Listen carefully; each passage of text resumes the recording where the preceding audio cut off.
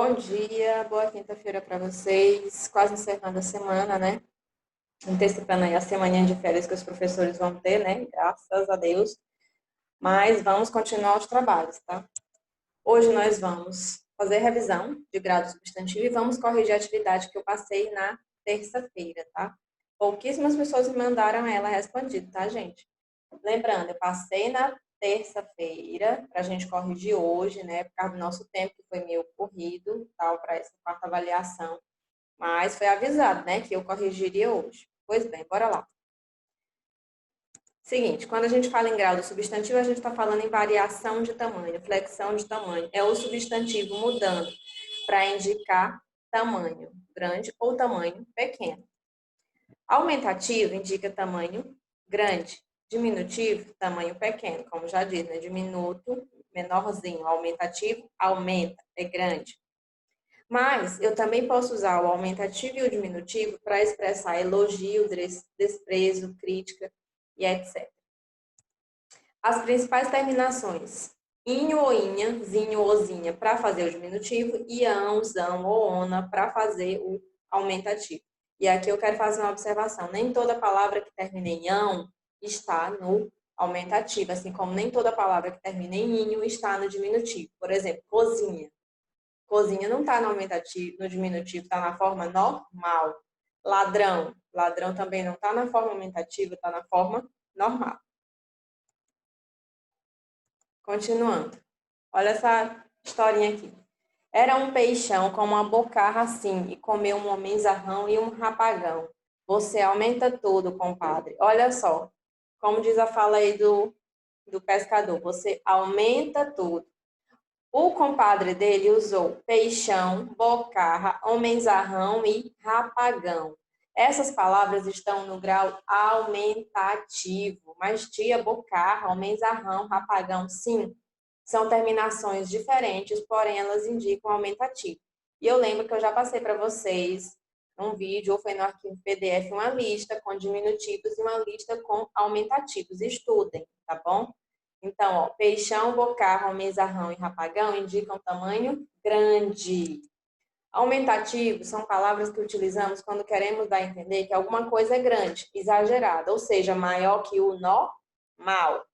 Peixe é grau normal, peixinho, grau diminutivo, peixão, grau aumentativo. Utilizamos palavras em aumentativo apenas nos casos em que o objeto, pessoa, animal, ambiente ou a situação a que nos referimos é maior do que o considerado padrão, certo? Então, por que o pescador disse que o compadre dele aumentava tudo? Porque ele utilizou palavras que indicam que o animal, a pessoa em si, era maior do que o considerado normal. Agora, olha aí, coisa típica, né? Você passa na rua perto de um pastor alemão, ele nem bole com você, mas passa perto de um pinche, né? Então, aí nós temos um cachorrinho e um cachorrão. Cachorrinho, inho, é grau diminutivo, indica tamanho pequeno. Cachorrão, tamanho grande. Agora, se eu dissesse assim, que cachorrinho bonitinho. Nesse caso, gente, eu não estaria necessariamente dizendo que é tamanho pequeno, porque nós já vimos que grau aumentativo e diminutivo eu também posso usar, né, para expressar elogio, crítica, desprezo, né, zombaria e por aí vai. O grau diminutivo, gente, de um substantivo é a forma como nomeamos as coisas, fazendo com que elas fiquem menores do que já são. Dessa forma, acabamos dando um ar de delicadeza. Sem querer, a gente faz isso, porque quando você diz cachorrinho, você pensa logo num cachorrinho fofinho, bonitinho, né? Dá um ar de delicadeza, né? Isso porque nós temos a mania de gostar de coisas pequenas. Vocês já repararam isso, como a gente acha fofinho, esse tipo de coisa? Então, vamos lá. Grau aumentativo, tamanho grande. Cachorrão. Grau diminutivo, tamanho pequeno. Cachorrinho, inho. Ok? Uma dica. Você vai usar zinho ou zinha quando a palavra não tiver S. Quando a palavra já tem S, como blusa, você usa inho ou inha. Deixa o S lá, tá bom? Blusinha, rosinha. Ok? Só dando uma dica na hora de vocês transformarem as palavras. Pois bem, meus amores, agora abra um livro e o caderno, tá? Vamos fazer a correção de língua portuguesa que ficou marcada para hoje, das páginas 179 até a 181. Lembrando que na interpretação de texto esse mês, eu vou cobrar poema. Vamos lá. Começa lá na terceira questão. Observe alguns significados da palavra brilhante. Significado 1, que emite luz forte, viva, fúlgido, luminoso. 2, que reflete muita luz reluzente e cintilante. 3, derivação, sentido figurado, de admirável capacidade intelectual, talento, etc. 4, derivação, sentido figurado de extrema originalidade, inventividade, excepcional ou excelente. Letra A. Qual desses significados a palavra assume na expressão ideia brilhante? Gente, letra A é o significado 4. Significa uma ideia com extrema originalidade, inventiva. Letra B. Considerando que o diamante é uma pedra que brilha e o contexto do poema, que outro significado poderia se atribuir dessa expressão, essa expressão ideia brilhante? Aí você vai associar com o significado 2, ou seja, é algo que reflete muita luz, que é reluzente, certo? No contexto do poema, gente, está significando o quê? Amor à primeira vista, que ofusca a visão, né? Faz a pessoa, sabe, flutuar, não ver as coisas direito, sabe? Só enxergar aquilo que ela quer. Mais ou menos isso. 4, converse com os colegas ou você mesmo, né? Sozinho em casa, não vamos quebrar a quarentena. A respeito das questões a seguir. Letra A. Para você, o que é amor bastante? Beleza, a tia é resposta pessoal. Qualquer coisa serve. Não é qualquer coisa, a gente tem que fazer sentido, certo? Mas aí vocês podem refletir. Gente, o que é amor bastante? É amar todo mundo sem condições? É amar e sempre perdoar? É amar a pessoa independente dos defeitos dela? É amar e se entregar? O que é amor bastante, certo? A ideia era que vocês refletissem sobre isso e colocassem a resposta de vocês. Letra B. Você concorda com a afirmação de que basta um instante você tem amor bastante? Sim ou não, e você vai dizer por quê, certo? Aí é o seguinte, quando ele diz basta um instante você tem amor bastante, quer dizer que em um instante ele consegue se apaixonar. Você concorda com isso, nisso de amor à primeira vista? Sim ou não, e você diz por quê, tá bom? A quarta letra A e B são respostas pessoais.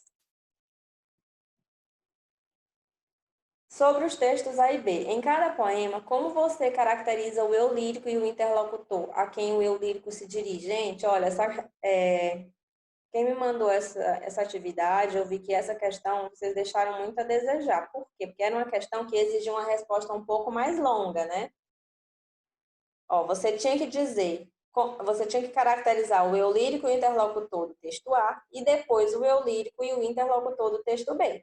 Interlocutor, gente, é a pessoa a quem o eu lírico se dirige, porque a gente sabe que dentro do poema, quem sente o sentimento, bem entre aspas essa expressão, quem tem o sentimento, quem demonstra a emoção não é o autor, é o eu lírico. Então, no texto A, o eu lírico é fechado, é tímido, discreto e pede a uma interlocutora específica. Por que ela é específica? Porque ele diz que é a amada. E ele usa amada com A maiúsculo. Que não faça estardalhaço. Que é estardalhaço, tia, barulho, sabe? Polêmica, escândalo. Sobre o amor que ela sente, que eu amo em paz, devagar, silenciosamente. Já no texto B, o eu lírico é exagerado, provocador, impulsivo, reflexivo. Dirige-se a um interlocutor específico. Por que é específico? Porque ele menciona vi, você. E também é um interlocutor que pode ser qualquer pessoa, certo? Basta um instante e você tem amor bastante. Eu sei a quem ele está se dirigindo aí? Não. Ele pode muito bem estar falando com o leitor, e o leitor pode ser qualquer pessoa. Pelo que diz, podemos supor que ele se apaixonou à primeira vista, que acredita na intensidade do sentimento, ao mesmo tempo que o relativiza, pois essa sensação pode durar apenas um instante, certo? Então, o eu lírico do texto B, ele é controverso. Ele se apaixona à primeira vista, né, e se apaixona perdidamente, mas ele fica assim meio que pé atrás, porque ele acha que o amor também não dura muito, né? E pode acabar em um instante. Segunda, os dois poemas apresentam uma percepção semelhante sobre a duração do amor. Transcreva, ou seja, aí era só tirar do poema e copiar os trechos que justificam essa afirmação. Aí você vai lá no texto A, qual é o trecho? Que a vida é breve e o amor mais breve ainda. No texto B, basta um instante e você tem amor bastante. Era para copiar esses dois trechos aí, ok? Quem copiou só um, complete, por favor. Terceira, a visão de amor que aparece no poema de Quintana se afasta ou se distancia daquela do poema de Leminski. Por quê? Eu confesso a vocês que não entendi essa pergunta do livro. Acho que deve ter tido algum erro de digitação aí, porque se afastar e se distanciar é a mesma coisa, né, não? Então, as duas visões se distanciam, pois o poema de Mário Quintana mostra o eu lírico que quer um amor lento, devagar, discreto, ainda que seja breve. Já o poema de Leminski parece sugerir a intensidade, a urgência do amor, já que o sentimento amoroso se apresenta em infinitas possibilidades. Como assim infinitas possibilidades, professora? Em 1000 faces num só instante. Então, resumindo, as duas visões de amor se afastam, se distanciam, porque numa o eu lírico quer um amor lento, calmo e discreto, e no outro poema, o eu lírico quer um amor intenso e urgente. De olho na construção dos sentidos, sobre o texto A. Primeira, no verso, não grites de cima dos telhados. A que termo ou expressão se refere a palavra ou? É um pronome, né? Se é um pronome, se refere a alguém. Quem?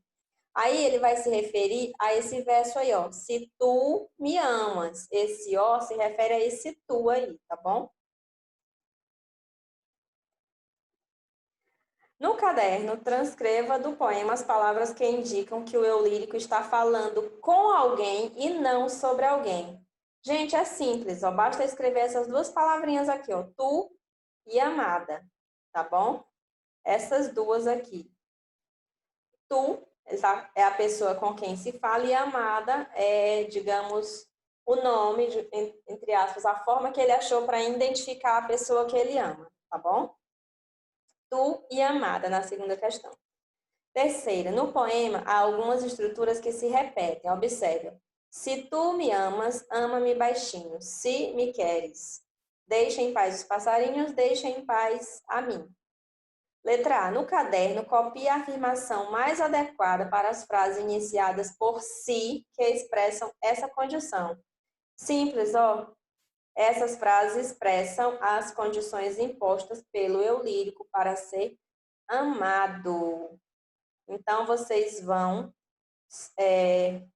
copiar essa afirmação aqui, ó. Vou destacar para vocês saberem, ó. A resposta correta é essa daqui. Tá saindo meio tortinho, né? Não tem nada não. Mas é essa aqui a afirmação que vocês têm que copiar no caderno, ok?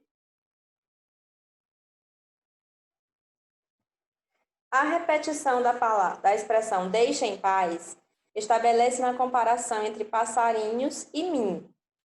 Copie no caderno a afirmação que melhor explica essa comparação. Gente, ele está querendo dizer aí que ele é tão frágil quanto os passarinhos, certo?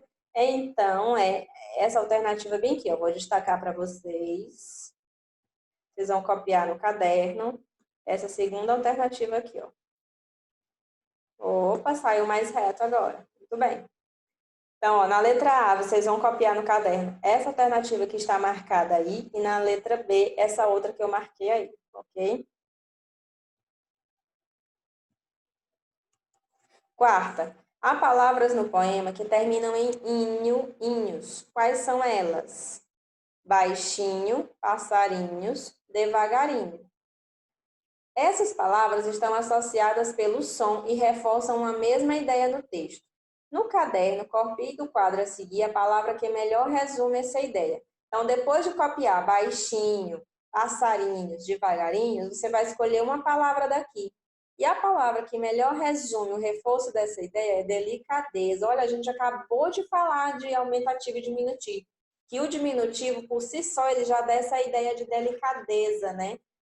Por isso, então, copiem baixinho, passarinho, devagarinho, e a palavra que melhor resume essa ideia é a palavra delicadeza. Vou destacar também para você.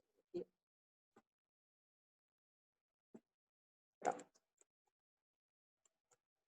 Quinta. Entre os termos destacados a seguir, qual tem sentido mais próximo daquele com quem a palavra enfim foi empregada no poema? Letra A.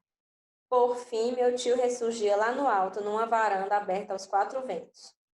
Letra B. Eu não tenho treinado muito, então acho que vou ficar em último. C. Quando a gente finalmente começou a correr de verdade, decidiu dar as mãos e terminar a corrida junto. Qual tem sentido mais próximo daquele empregado no poema? Esse aqui, gente. Eu não tenho treinado muito, então acho que vou ficar em último. Deixa eu destacar para vocês também. Essa é a frase correta, caso vocês não se lembrem de olhar embaixo, tá? Essa frase aqui. Continuando, sobre o texto B. No poema de Leminski, o eu lírico se dirige a dois interlocutores, a pessoa desejada, né, a pessoa que ele ama, e ao leitor. Como eu disse para vocês, o leitor pode ser várias pessoas. No caderno, transcreva do poema, retire do poema igual tá lá. Letra A. O verso que indica que o eu lírico se dirige à pessoa amada é esse aqui, ó. Quando vi você. Só isso. Só basta copiar isso.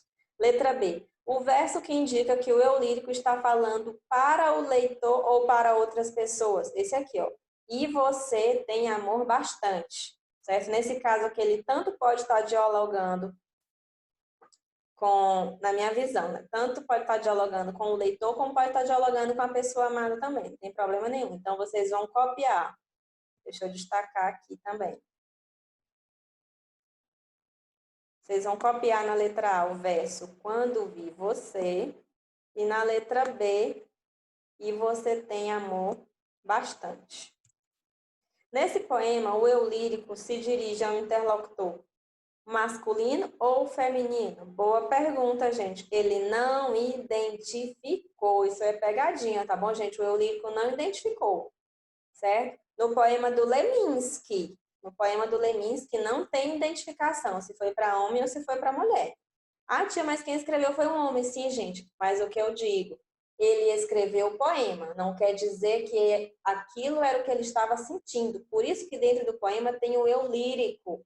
É a voz que fala no poema, né? É o, entre aspas, é o coração que sente dentro do poema, não é o autor, tá bom? Não tem nada a ver com o poeta.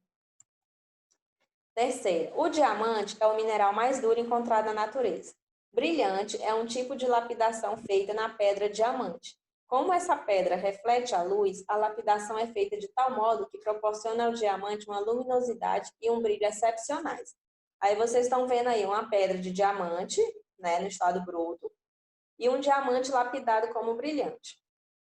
Como as palavras brilhante e diamante contribuem para expressar o que o eu lírico quis dizer nos versos, e meu olho ganhasse mil faces num só instante. Gente, ó, as palavras brilhante e diamante contribuem para o eu lírico expressar a imagem de multiplicidade do amor, certo? Por isso que ele fala em mil faces, são múltiplas faces do amor.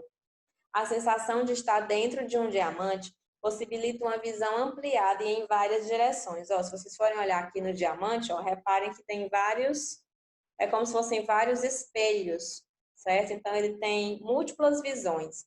Além de o eu lírico ser surpreendido por ideias brilhantes. Quarta, no poema de Leminski, diversas palavras têm a sonoridade final parecida. E aí a gente lembra que poema tem que ter verso, tem que ter estrofe. Verso é cada linha do poema. Estrofe é um conjunto de versos. Outro recurso que o autor pode usar dentro de um poema é a rima, que é combinar o som final de uma palavra com outra. Essa sonoridade final aí que ele está falando são as rimas dentro do poema. Letra A, no caderno transcreva essas palavras, ou seja, você vai copiar as palavras que rimam. Brilhante, diamante, instante, olhasse, ganhasse, instante, bastante. Ok? Letra B. Em textos expositivos e argumentativos ou na linguagem que empregamos no dia a dia, costumamos usar palavras com sonoridade parecida?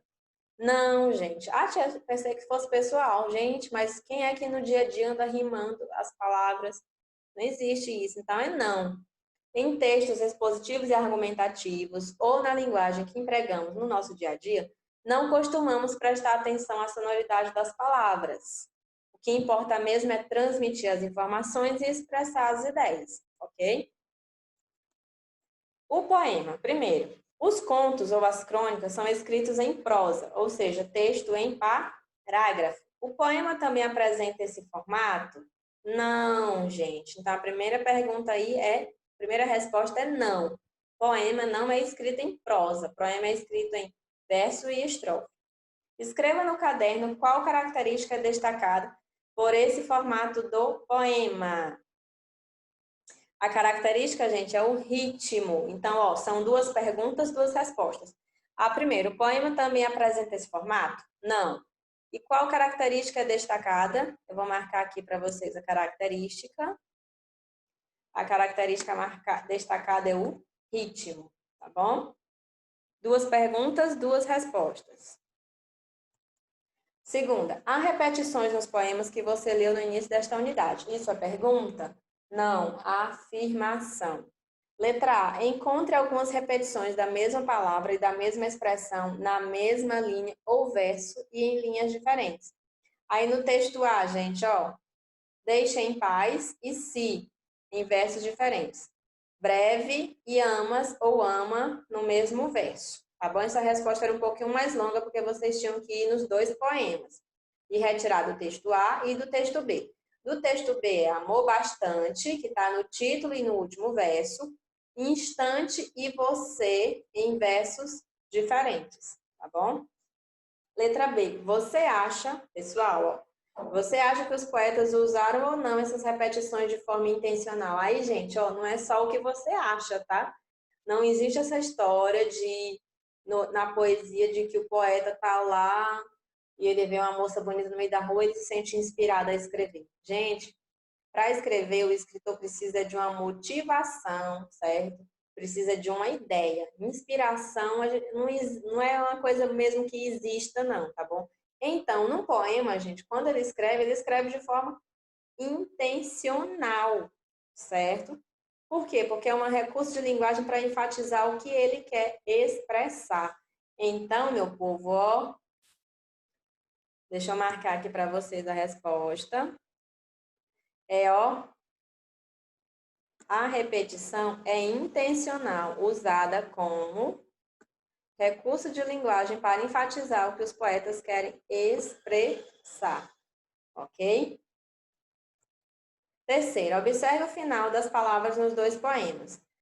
No texto A, há dois versos que não rimam com nenhum outro no poema. Quais são eles? Aí, é o se me queres e que a vida é breve e o amor mais breve ainda. E no texto B, que verso não rima? Quando eu vi você. Quando a gente percebe que não há rima, é porque a sonoridade final das palavras não combinou.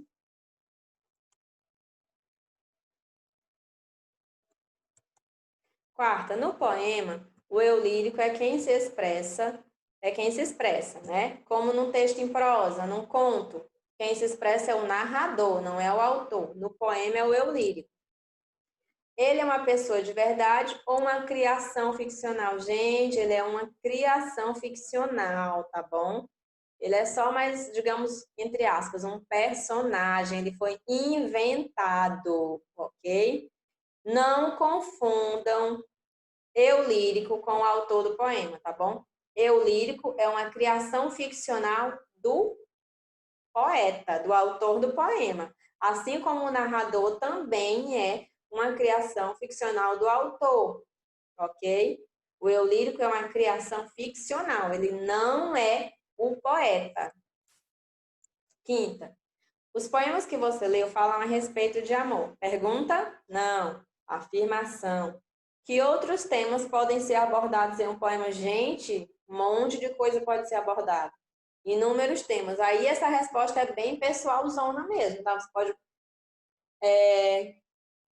violência, tristeza, saudade, maternidade, paternidade, amor de irmãos. Tudo isso pode virar tema para um poema, tá? Muito bem, ó, lá embaixo no livro tem um quadrinho, né? O significado da poesia. A palavra poesia vem do grego poiesis, que significa ato de fazer algo, o que implica a ideia de ação, de criação. Nesse sentido, pode-se dizer que a poesia está presente nas diversas manifestações artísticas. Ó, foi o que eu já tinha falado para vocês. Poesia é a essência da manifestação artística. Por quê? Porque ela envolve o fazer. Certa pintura só existe porque alguém pega o pincel e tinta e começa a pintar. E aí é que surge a poesia, essa ideia de fazer, essa ação. Então, a poesia é o sentimento que aquela ação está querendo representar. Então, eu tenho poesia na literatura, na pintura, na escultura, na fotografia, tá bom? Em literatura, poesia é a linguagem de conteúdo lírico ou emotivo escrita em verso ou prosa, ok? Porém, nós vamos sair daqui hoje entendendo que eu lírico é uma criação ficcional, é uma invenção do autor do poema. O eu lírico não é o poeta. E precisamos entender, né, que poema e poesia são coisas diferentes. Só para nós encerrarmos essa parte, ó. Poema é a composição literária em verso com intenção poética. Seu assunto e sua forma podem variar muito. Seu sentido pode ser construído utilizando-se recursos sonoros, visuais e jogos de ideias. Também seu contexto de produção é diversificado. Pode-se escrever um poema para homenagear alguém, para fazer parte de uma coletânea, para compor uma propaganda, ou até para registrar um momento importante para quem escreve o poema. Atividade para casa, meus queridos. Estudar, ok? Atividade é estudar. Você já tem um roteiro, já sabe que na interpretação de texto eu vou cobrar poema, na parte de gramática eu vou cobrar substantivo, número e substantivo grau. Pronto, morreu a história. Redação, o que vai cair em redação? Em redação, nós falamos sobre reportagem, porém, em redação, esse mês, para nossa alegria, eu não vou pedir produção textual, tá? Em redação, esse mês também vai ser uma produção textual, então é um momento de arrasar e de bombarem as notas, tá? Deixar a nota lá em cima. Mas, caso ainda tenha ficado alguma dúvida, vocês já sabem o que fazer, chama no privado, estou esperando vocês, até a próxima.